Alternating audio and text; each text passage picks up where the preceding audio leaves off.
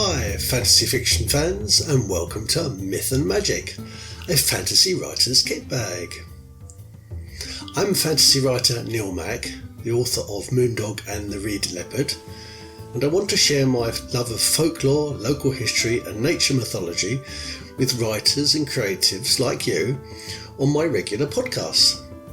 It's designed with fellow indie publishers and writers in mind, but all fans of fantasy fiction are very welcome to join in.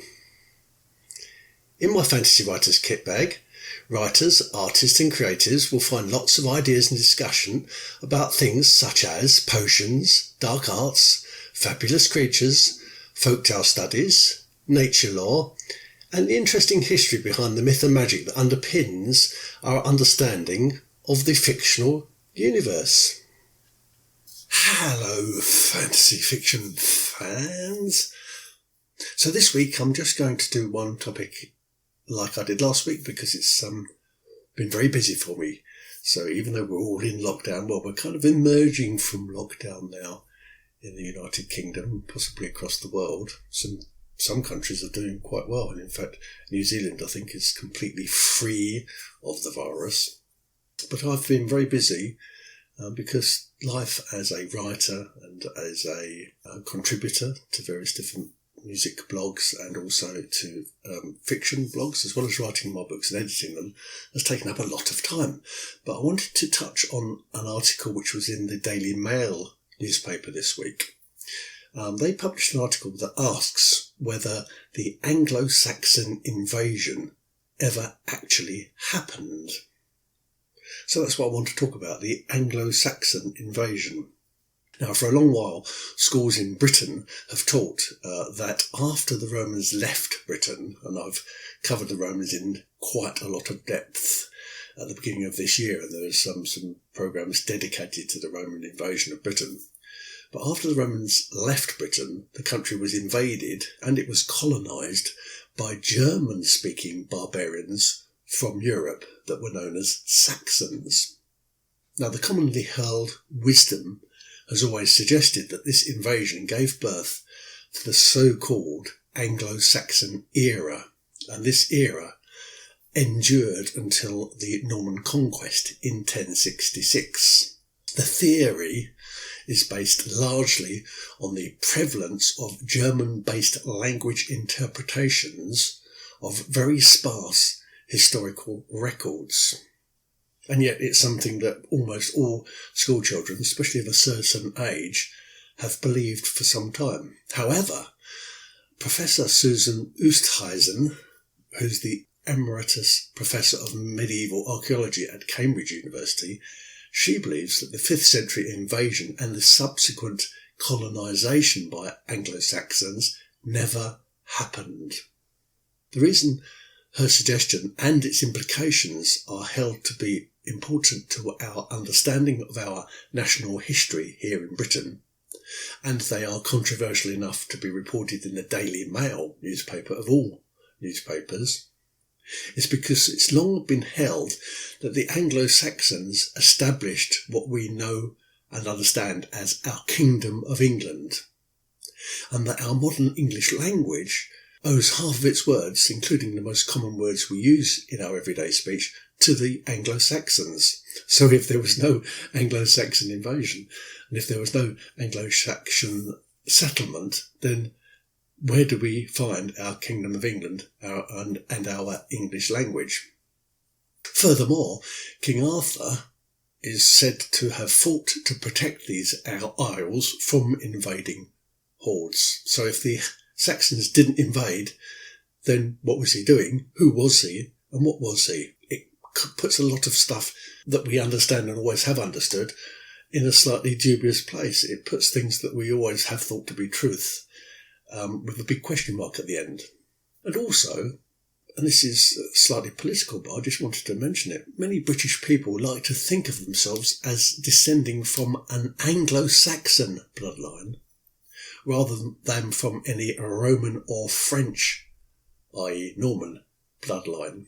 They feel more confident suggesting that they come from Anglo-Saxon ancestry.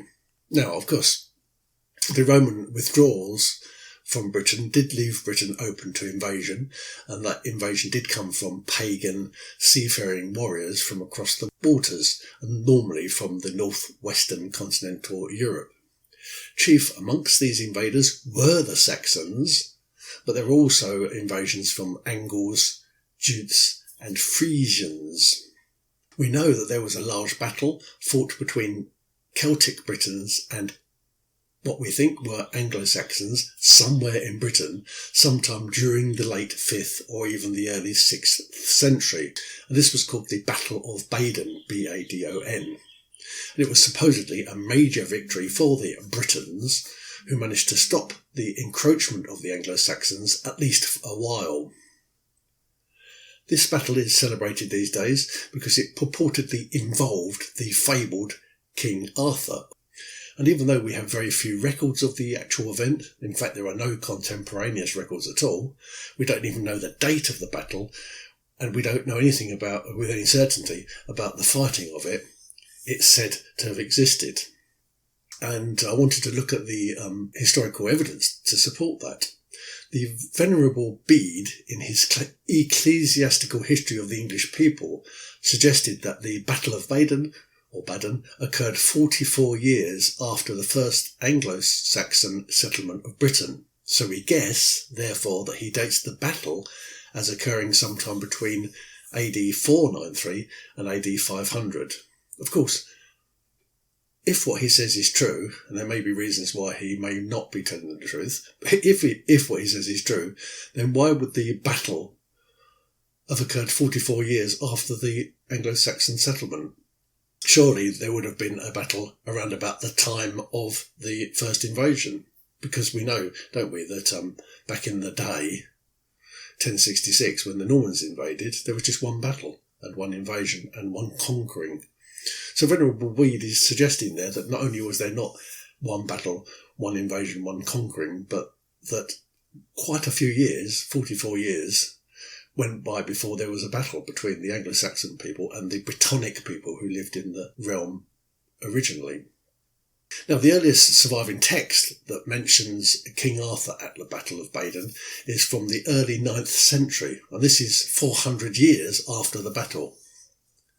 And the Annals of Wales, Wales, the country, was written 500 years after the battle, and it stated, and I'll try to quote this for you, "The Battle of Badon, in which Arthur carried the cross of our Lord Jesus Christ for 3 days and 3 nights upon his shoulders, the Britons were the victors," says the Annals of Wales, written 500 years after the battle. This history of the Battle of Badon is a bit like me writing the history of the Spaniards' defeat of the Aztec Empire now, in 2020, even though it occurred in 1520. Unless I have primary source material available to me now to back up my claims, i.e. artifacts, documents, diaries, manuscripts, etc. from the actual period, then anything I write about the Aztec conquest of 1520 is going to be highly subjective and, with respect, probably highly inaccurate too. As historian Cameron Searle once said, "A history where an author draws conclusions from anything other than primary sources is, by definition, fiction and not history at all." Anyway, going back to the Battle of Badon, in Monty Python and the Holy Grail, which I like to turn to when I'm talking about myth and magic, especially in the Dark Ages, one of the many feats of brave Sir Robin, who is one of the characters in the Monty Python film, is said to be that he personally wet himself at the Battle of Badon Hill. So even Monty Python and the Holy Grail mention the Battle of Badon Hill. But where is Badon Hill? And more importantly, who are the Saxons? Well, various communities in Wales and England have traditions that maintain that their area was the original site of the Battle of Badon, even though there's no such place as Badon in our understanding of the geography of British Isles. But these places include, but they're not restricted to, Barthampton Down, which is a place near Bath down in the West Country in Somerset, Badbury Rings, which is an Iron Age hill fort in the East Dorset area of England, and Bowden Hill, Bowden Hill, which is in Chippenham in Wiltshire. And thinking about the Anglo-Saxons, if they never invaded, and there was no actual Battle of Badon Hill, and perhaps there was not even a King Arthur, then the whole thing, the Battle of Badon Hill, the Anglo-Saxons, and the King Arthur legend, is all myth, rather than history, especially if it wasn't written till earliest 400 years after it happened. Well, the professor that I mentioned earlier claims that post-Roman Britain evolved slowly, while aspects of the fallen empire became gradually ingrained into English culture.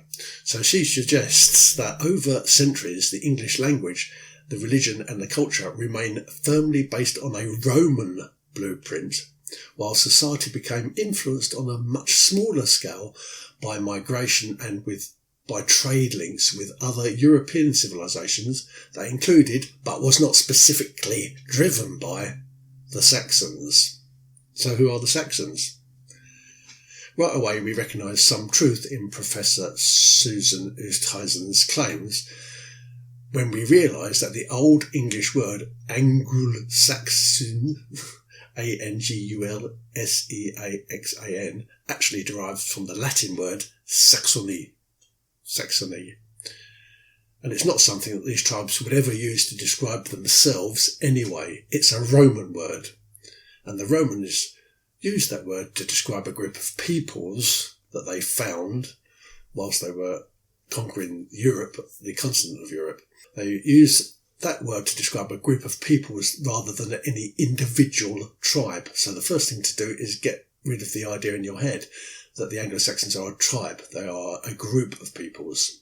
And in fact, it's Venerable Bede, again, who is presumably, by the way, a son of a Saxon, who adds the Angli, A-N-G-L-I, bit to the word Saxons before the main word. So he perhaps uses the word Angli to differentiate the English Saxons from the Saxon tribes that were still found and still existed and still operated on the continent of Europe. Now remember that these people, when they invaded, found indigenous native Indian people of the British Isles. And I've discussed this before when I was talking about the Roman invasion. When the Romans arrived, there were ancient Celtic Britons here who spoke a Brittonic. The closest thing we have now, by the way, to Brittonic is Welsh. And the closest thing we have really to Celtic Britons is the Welsh people. Those remaining Celtic Britons, even after the Roman invasion, i.e. those who were not conquered or defeated by the Romans or any other later invaders, existed in small pockets of resistance in Wales and in Cernow, an area which we now consider to be Cornwall, Dartmoor and the Isles of Scilly. And these native peoples referred to the Anglo-Saxons or the Saxons as Saxons, S-A-E-S-O-N-S. And it's worth noting that the word Saxon is the modern Welsh word for English people. I hope I've pronounced it correctly. So in other words, to be Saxon is to be English, and to be English is to be Saxon. Well, that's how the Celtic Britons thought of it. So the terms Saxon or Saxon and English are correspondent and they're synonymous. And I think that's why the professor's claims are likely to be contentious, because she's challenging people's long-held beliefs about their actual Englishness. Anyway, the Saxons came to the British Isles during a period of intensified human migration across all of Europe, which happened between 375 to 800 AD. And that migration wasn't just concentrated on the British Isles, it went across the whole of continental Europe. When in around 410 AD, Britain had slipped away from the direct imperial control of Rome and into a phase which we generally now term as sub-Roman. This sub-Roman period, by the way, Professor Susan Oosthuizen suggests went on for far longer than we have so far supposed. But we guess during this sub-Roman period that the sub-Roman elite survived in culture and in politics and in military power. This sub-Roman influence lasted right up and right through till AD 570. What we do know is that by the end of the 6th century, tribal Saxon communities, the ones which had invaded, in the south of Britain especially, had started to style themselves as kingdoms. I live in if you want to be really historically accurate, I live in Middlesex, the Middle Saxon Kingdom. And there's also Essex, the East Saxon Kingdom. If you ever see the word Sax or sex in a county or in an area, it means it was a Saxon kingdom. So we do know that by the end of the 6th century, tribal Saxon communities in the south of Britain had started to style themselves as kingdoms. Meanwhile, through a gradual process of conversion, and this was precipitated by Rome and from Rome, for example, Augustine of Canterbury, which is the person who has been credited, although he didn't do all of the work himself, but he's been credited with evangelising and converting the British peoples to Christianity. He came from Rome. He was a Roman, and he started his evangelising mission in 595. And of course, he was specifically interested in evangelising the Saxons who'd already started to live in England, because those people were pagan. They needed to give up their native paganism and become Christianised, and that idea was driven from Rome by Rome. Don't forget that. And that was 570. By 660, the political map of lowland Britain had developed further, with smaller territories coalescing into Saxon kingdoms and larger kingdoms dominating those smaller kingdoms. But it's worth remembering that Latin was still a native language in England. This is 660, don't forget, especially amongst the educated. So, for example, King Alfred, who's well famous as being a Saxon king, wrote and spoke Latin. And Anglo-Saxon monasticism began during this period, and with it a golden age of learning and a golden age of knowledge. But that Anglo-Saxon monasticism that was kick-started by Augustine of Canterbury, a Roman, is based very much on Roman Catholicism and, of course, Latin. The wealth of the monasteries and the obvious success of Anglo-Saxon society started to attract the attention of peoples from continental Europe, especially Danes and Norwegians, and so began a series of plundering raids that we now know to be the Viking raids. And exactly the same as the Saxons that I mentioned earlier, Vikings is not a tribe of people. Vikings is the Old Norse vikingr, V-I-K-I-N-G-R, just means expedition. It was a raid. Vikingr raids continued until, way into 850 AD, when a Saxon chronicler observed an interesting development. The heathen, for the first time, has remained over winter. So, AD 850, the Saxons noticed that the Vikings didn't go back after the raid, they stayed. So this was the beginning of the settlement by the Vikings. We guess that the Viking raiders exploited feuds between the various different Saxon kingdoms, and we know that they bribed puppet kings, and we know that the Viking raiders eventually settled here for good, especially up in the north, and especially the northeast of England. Their longships brought with them political change. We know from documents and artefacts and surviving systems of government and religious practice that the people of England remained largely Anglo-Latin, at least until the formation of the English nation, which was under Edward the Elder, who was king of the Anglo-Saxons from 899 to 978. If you want to just quickly move forward into more modern history, following the Norman conquest of 1066, the Anglo-Saxon nobility were exiled, or they had to join the ranks of the peasantry. I discussed what a peasant was in an earlier show earlier this year. And that was the end of the so-called Saxon period. But the suggestion by this Professor Oosthausen is that the Anglo-Saxon period never actually really existed. It never really took off. Notwithstanding this befogged and somewhat ambiguous period of the history of the English-speaking peoples, the term Anglo-Saxon is still used to this very day to refer to those who declare that they are descended from, or they are associated with, often in some kind of devout way, the English ethnic group known as Anglo-Saxon. And Anglo-Saxon is itself widely used to justify the ideologies of a patriotic Englishness of some white peoples.